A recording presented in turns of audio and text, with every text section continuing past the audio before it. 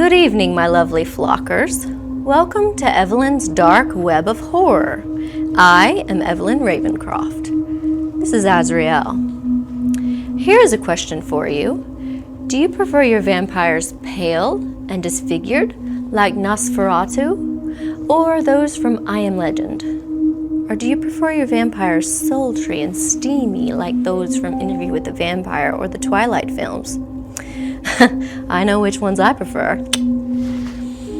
Leave us a comment down below to tell us your favorite and why. Tonight, we will be discussing a film, Knights of Bathory, which leans heavily toward the latter. Let's take a look at the trailer. Cheers!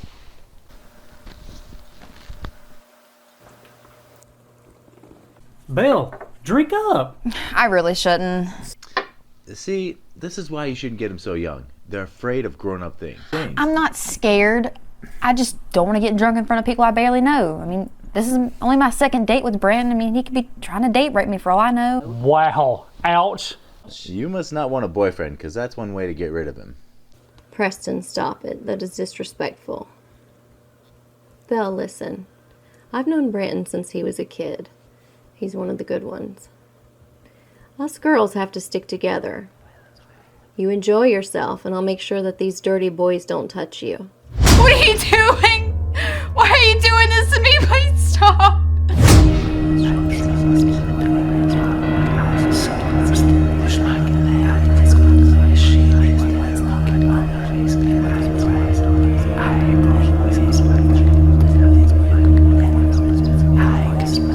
Please welcome my guest tonight, writer and director Jason McGhinnis.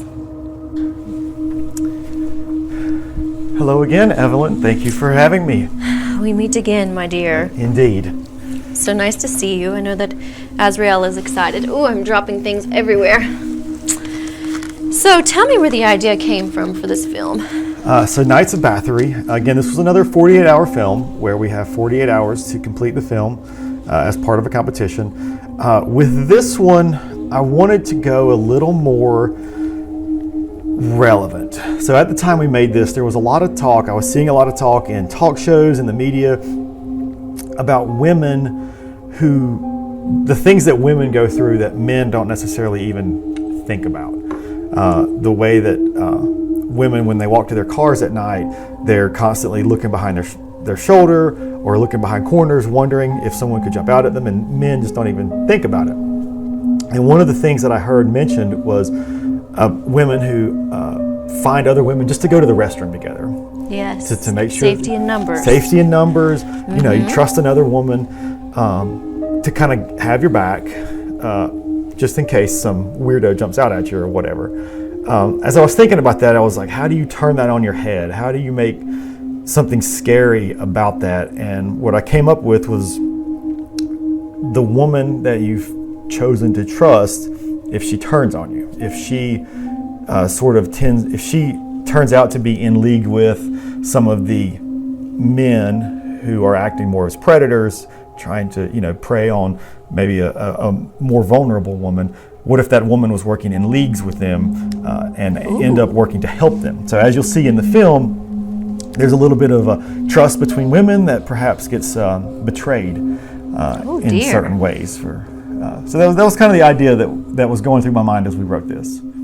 Well, that sounds very intriguing. Were there any challenges you faced with the 48-hour time constraint? With the 48-hour, you always have a challenge of the time. With this one, we did end up shooting very late into the Saturday night. With the film being due Sunday at 8, that you're only left with a few hours to edit. So we did run into some time constraint problems.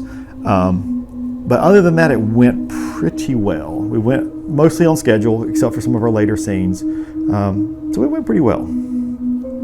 So what type of special effects were in this film? Special effects on this one, I do enjoy special effects. We did some green screen work on this one. On the ending shot, the shot that I leave you with, we did, without giving away too much in the way of spoilers perhaps, we did some green screen work, we did some compositing work where we took our victim, we added some injuries to her, perhaps, that you might not be able to do in real life.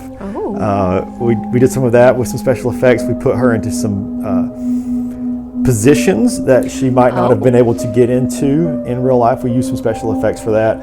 The parting shot was my most favorite. It turned out extremely well. I love leaving the audience with that, oh my gosh, did that just happen, sort of feeling at the end of this one. Kind of leave them hanging. Yes, so to speak. Yes.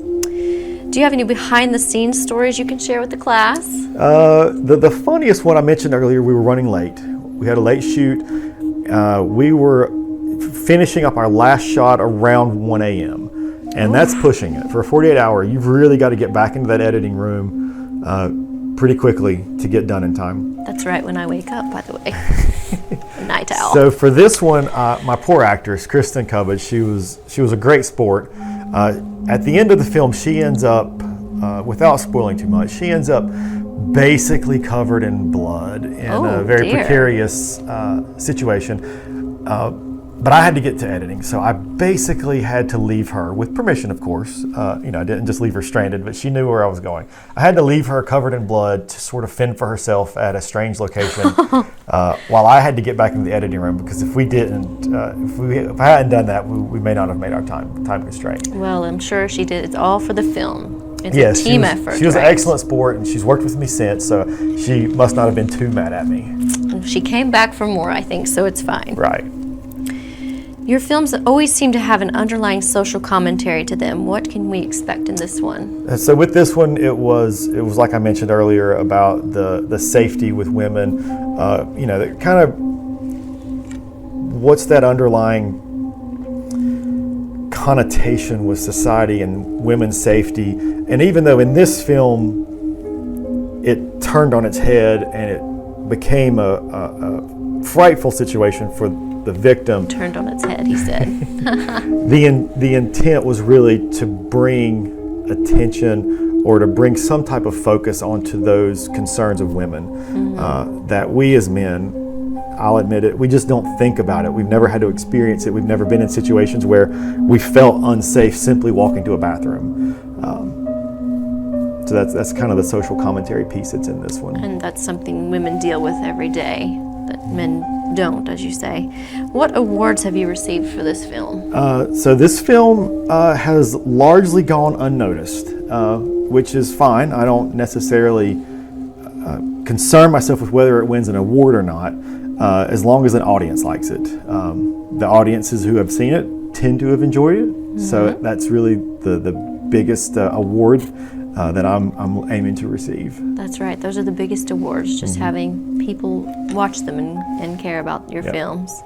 Make it because you're passionate about it. Exactly. Not because we want jewels hanging from our neck. So Azriel wants to know where we can see this film. So this film is relatively secured. It's not been made for wide release yet.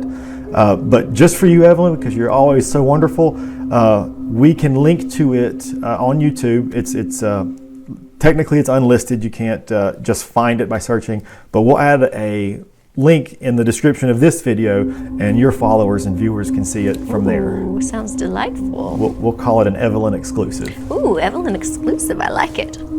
So, well, thank you, Jason, for joining me. It's a pleasure as always. I always enjoy your company, darling. So, Thank you, Evelyn. It's always good to be here. you're welcome. Until next time, my lovelies, we'll see you soon.